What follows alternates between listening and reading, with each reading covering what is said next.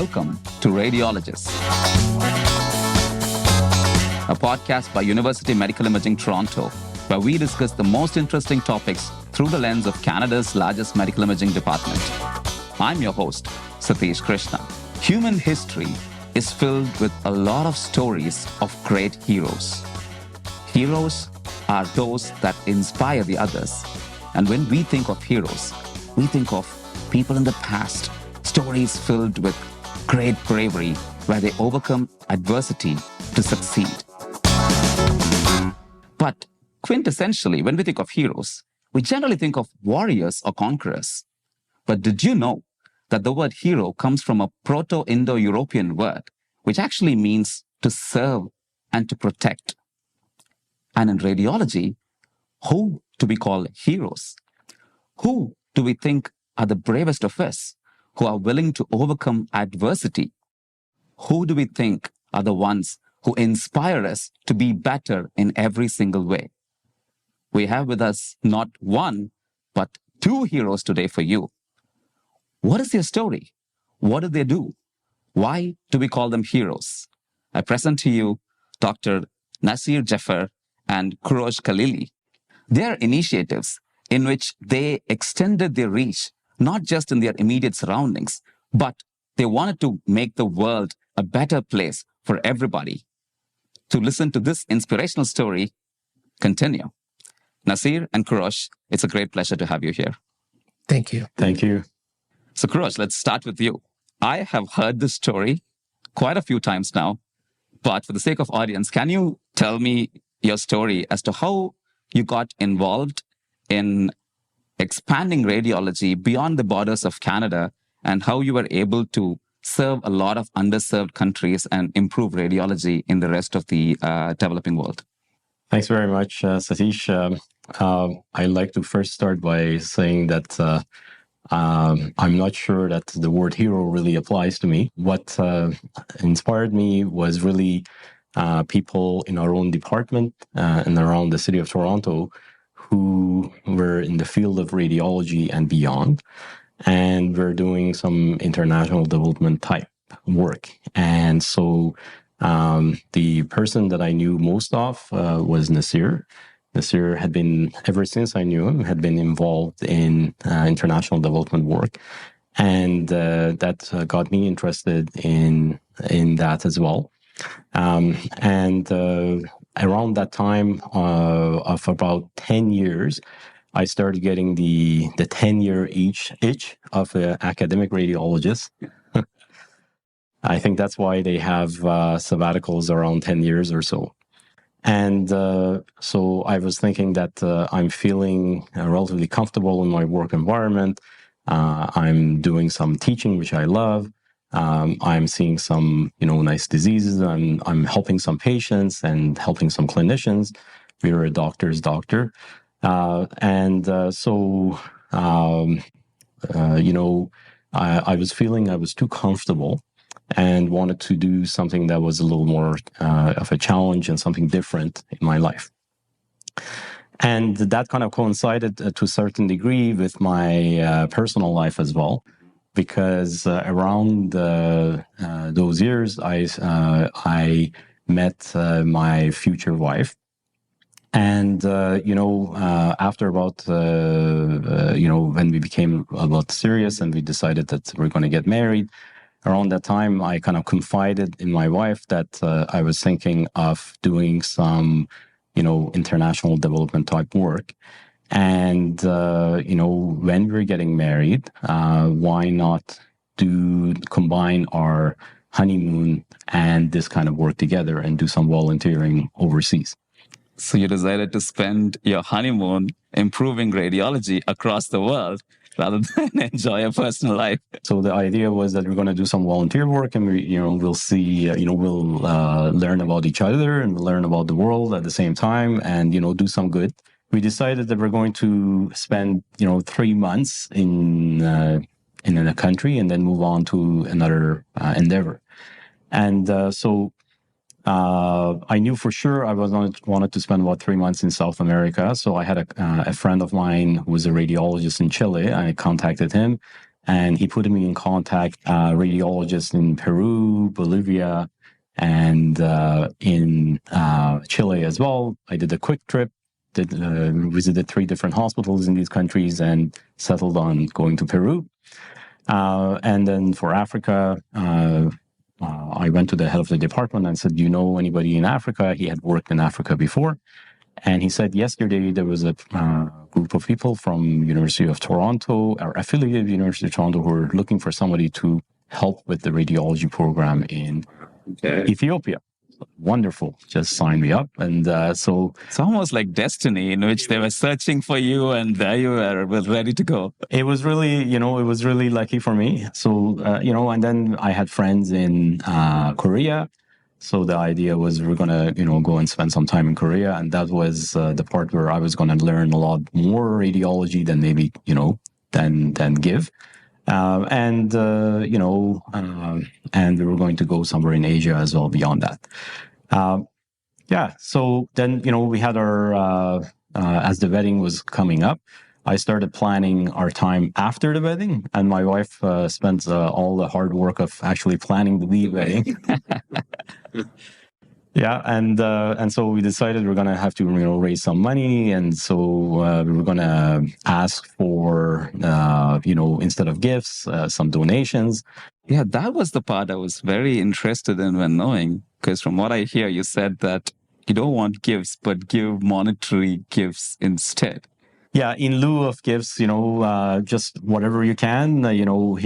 We set up an account with within the foundation at Toronto General, Toronto Western Hospital Foundations. Also was done within the Toronto General Hospital. Absolutely. Amazing. Yes. The TGHWH Foundation at that time. Now it's called UHM Foundation. They're just a lovely group of people. They helped us set up an account. How much did you end up raising? So in that process, we ended up raising about $37,000. Wow. Okay. Which was incredible. This is like more than 10 years ago, roughly. Yeah.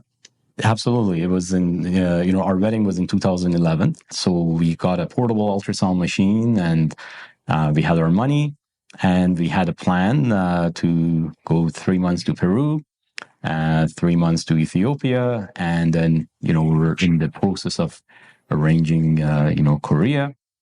The issue we had with Peru was language. So, I was going to ask that. I was like, did you know Spanish? No, my Spanish was That's where the adversity comes in. Like, first, you got to convince your wife to spend the honeymoon, not in Peru, because Peru is a beautiful place, but you want to spend it in the hospitals of Peru, which is a whole different thing. And then you have this issue of where do you get all the money from to do the good? And then you manage to get that. You buy all these ultrasound equipment to take there, and then you don't even speak the same language. So this is the true definition of overcoming adversity to do some good in the world. Thanks very much. It could be foolhardiness. And very quickly, I learned that English is not widely spoken in Lima, And this is prior to the era of Google Translate or anything. But now, because I was in Peru last week, and for the most part, I was comfortable because I had Google Translate. I could just translate. But like 2011 is just when smartphones were just coming up. So, wow, that's incredible. I landed there and went to the public hospital, and, we decided to, give a series of talks. And so one of the residents was, had wonderful English skills, and she was going to be my translator. I tested the whole group of, the entire residency group and some of the staff who were attending. I gave them a little exam before I gave the talks. And then I gave them the same exam after I gave the talks. And, just to kind of measure the impact that I had made after, these. And I'm very sad to tell you that really, from a statistical point of view, there was only one person whose performance on the test really significantly improved. And that was my translator. So, it was not highly impactful. In terms of statistics, maybe, but in terms of inspiring stories and potentially down the line, how they viewed radiology, significantly things can be changed and tests are up where measuring sticks anyways. Well, people who I was a student in the series at one point, and he can tell you that I'm not a good student. I I learned things by doing it, by making the mistakes rather than listening to somebody's experience. I'm sure that will be his experience teaching me, and so had I talked to Nasir and sat down and say, listen, Nasir, I'm going here. What method of teaching really works? If you're in an environment, for example, that there's a language barrier and whatnot. And, I would have learned how would have to improve these 3 months.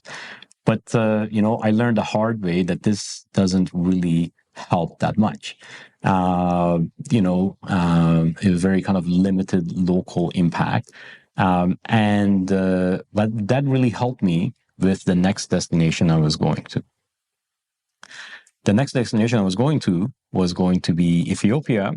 But meanwhile, in Peru, my wife started being very violently sick, and we thought that she might have pneumonia. And we went to a hospital, for her to have all sorts of investigations, and they also did a pregnancy test, and there was the source of her illness. She very bravely told me to go to Ethiopia, and she went back to Toronto after our time was done in Peru. And I went to Ethiopia for the next 3 months. Hold on. Let me get this straight. So you get her to plan the entire wedding. You say she gets no gifts, and all monetary gifts go into developing. And you plan the honeymoon, which is to be in hospitals in Peru and Ethiopia. And then in the middle of your honeymoon, you send her back home and continue with the honeymoon just by yourself. Well, I would say that the rest of it wasn't a honeymoon per se, but it had we had given a commitment, so we decided that we had raised this money, we were going to do the good, and so very unselfishly, my wife kind of pushed me to continue with the program. That's amazing that you have incredible people around you who kind of push you to be great. Yeah, so the heroes are really not necessarily the protagonists, but are all the people who got me the machines and got the idea for the fundraising and how to improve on it, and their locations were to going how to make it very effective, and my wife, so yes, and the people who inspired you, and you're a hero because you're inspiring countless generation of radiologists. But as you point out, the heroes are the supporting cast around you and the people who inspired you. And one of the OGs, the originals, is Nasir. I've listened to numerous stories. I wasn't trained by Nasir, but I've listened to numerous stories of trainees under Nasir who all have one thing to say. Oh, I was inspired to become a radiologist because of Nasir.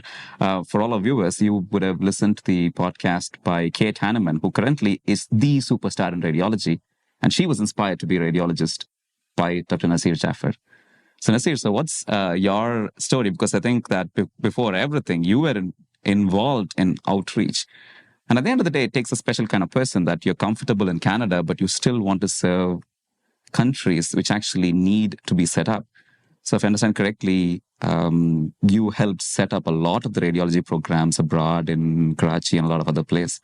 What's your story there? Really, my international work stems from my faith. Actually, it's we are told to serve the marginalized people around the world, and in our community we have the Aga Khan Development Network that is lots of programs around the world, agencies rather. One of them is health, and they've built all kinds of dispensaries, hospitals, universities around the world, and we've been asked to share our time and knowledge as time goes on, not just to sit and earn money, but also share your knowledge. And I started in '93 when the university in Karachi just opened, and they asked us to visit and help with the radiology program and help set up the international program. So I helped them set up the program there, and I went for 4 years in a row, 1 month at a time. And thanks to the department, they actually let me go for a whole month, and they still paid me for it, actually. to go and spend a month each during the wintertime. And then And then small hospitals like in Dar es Salaam, Tanzania, where I'm from, and I think that's where In Tanzania. Yeah. So that's where my passion lies. Africa is my passion because I was born there and I needed to give back to that country after. So I set up the program there, the internship program there. Then I was invited to the University in Nairobi, which had just opened again. So this is Nairobi's in Kenya then? Nairobi, Kenya. Wow. So you've been involved in a lot of countries. Yes. So because of our institutions, they are all over the world, mostly in developing countries. So wherever there's a health institution, I would be invited, I would go there, volunteer my services. So in Nairobi, we were asked to help the program, the city chronography program, the internship program, and also the residency program. So I went to teach for 3 years and invited me to be an external examiner for 3 years for the residency program. Okay. So those are some of the basic work and also some academic work helping develop programs. That is incredible. Like you helped set up and start some of these programs in many parts of the world. And I guess back in the 90s, radiology was kind of like a budding specialty, just setting on spark. And I think that you provided the spark in these countries so that now they've developed into full-fledged programs. Are you still in touch with them? Yes, I'm still involved with many of them, actually. Dar es Salaam, Kenya. I helped set up virtual teaching between our radiologists here, Dilkash Kajal, and the fetal radiologist there. He gave certain sessions to them virtually. Also in Tajikistan, I think Korosh went to Tajikistan. He can attest to it, the kind of health delivery that's there. So the radiology program is very basic. So the last 4 years, I've been teaching virtually, setting up the program, teaching the clinicians and the radiologists and how to interpret studies. And 2 years ago, I was invited to go to northern areas of Pakistan. Now there, I was involved in work that I never do, actually, ultrasound. But I was asked to help train the lady health visitors, which are called midwives, to help them train or retrain upgrade their skills, rather. So I went to assess their skills. Thankfully, Dilkash again helped me with some of the concepts, how to set up a program, how to teach, or how to assess but there were radiologists already there with whom I work. They are the ones who did the teaching, and I just helped them create the program of training those lady health visitors.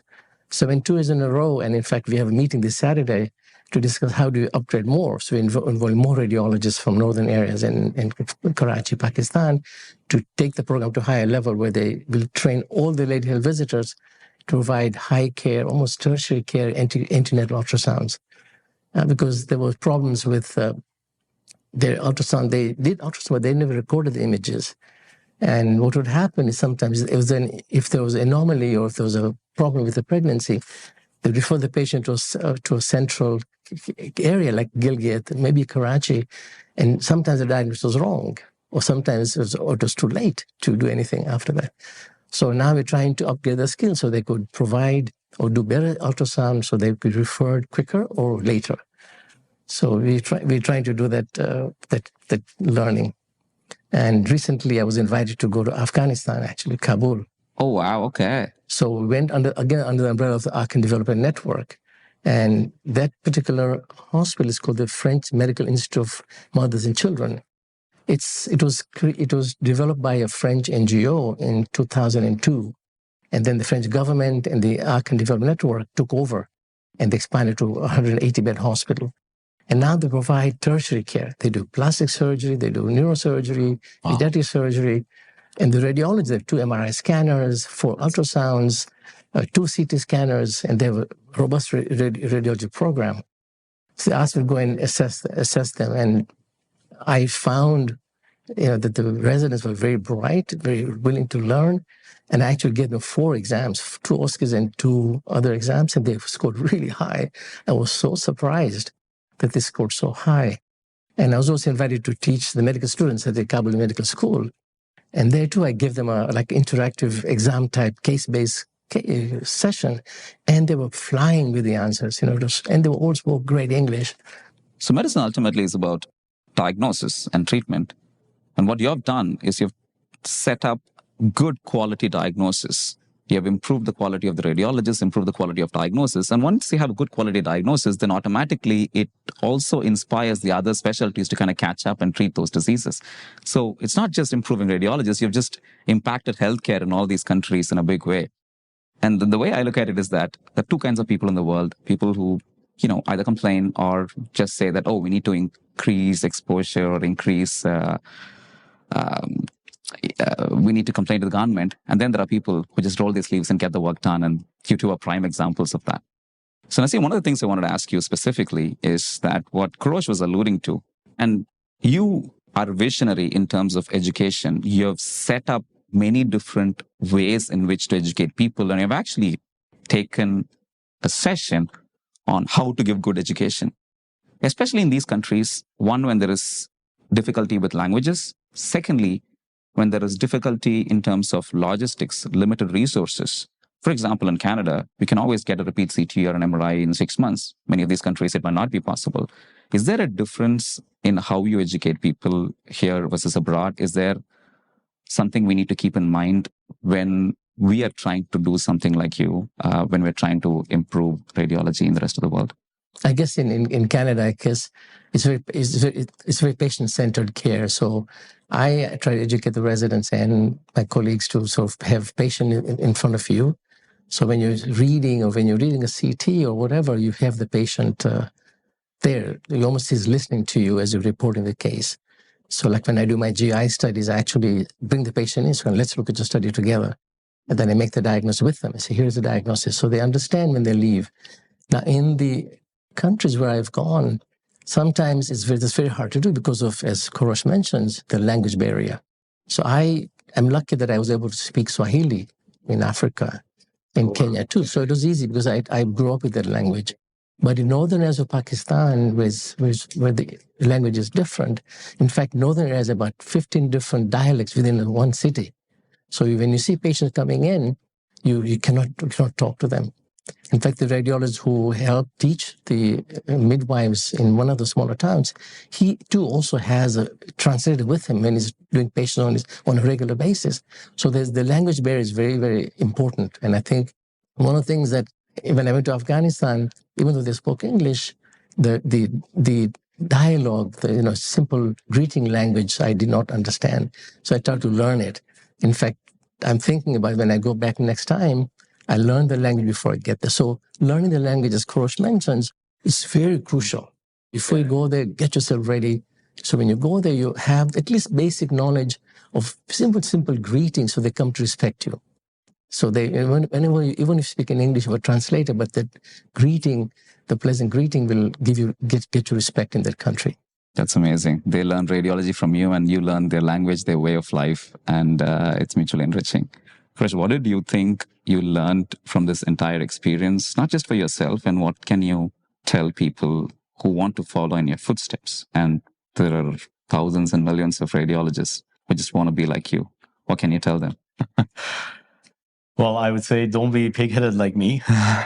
Listen to the people who have done these things beforehand, your local leaders, and try to get into established programs. I would say that, setting things up by yourself is a lot more difficult and requires a lot more experience on many different levels, including, the administrative levels and the political area and the cultural is far beyond, what we know best, which is radiology. So I think that if you try to get in a program that is already established, it really does help. What I would do though is make sure that you kind of have some kind of a metric to see the effectiveness of that program. Because there are a lot of ways for you to donate your time and donate your goodwill and money, and I think you want to make sure that that program that you're kind of signing up yourself for has a proven track record, that there is some kind of a metric that you can look at. I want to go back to what Nasir was also saying with regards to patient-centered care.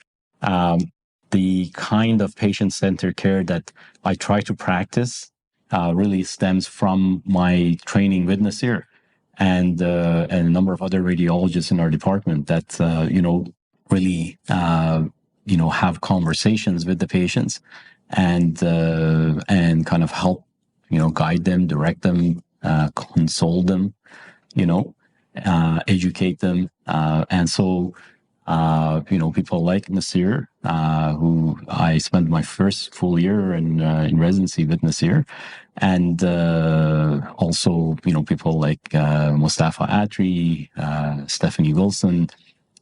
These are just, and there are a lot of wonderful other people that I'm sure I just forget to say their names, but just, that bring that idea of direct patient contact into our field, and that kind of makes our work a lot more meaningful. That's amazing. And Nazir, how you have inspired countless radiologists already. And many of the established radiologists, it has a ripple effect in which now they are inspiring people after that.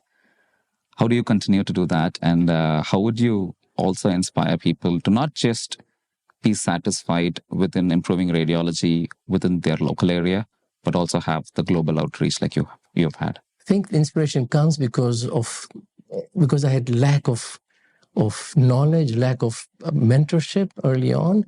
And I thought that lack of mentorship made me push a little quicker, faster. I had to fight my way out.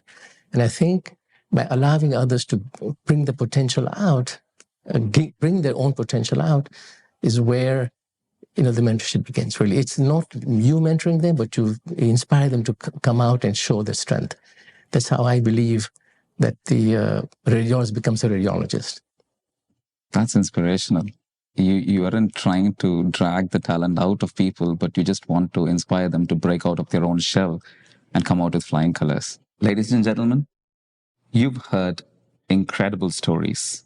Stories of bravery, stories of how they overcame adversity to do good in the world. And a lot of time, we always think that one of the things we need to do as humans is to give back, to do philanthropy. And often, these days, it has devolved into giving money for charity, for certain causes, for saving turtles or dolphins. But the word philanthropy actually comes from two words, philos and anthropos, meaning philos is love, anthropos is humanity. It is literally loving people, loving your world you live in, loving everybody in the world and wanting everybody to be in a better place. Ladies and gentlemen, that was Drs. Nasir Jaffer and Korosh Khalili, and me, your host, Satish Krishna. See you on the next one. You were listening to Radiologists, a podcast by University Medical Imaging Toronto, the largest medical imaging group in Canada. Produced by Ina Levchuk. Learn more about us at universitymedicalimagingtoronto.ca and follow us on social media @Imaging Toronto.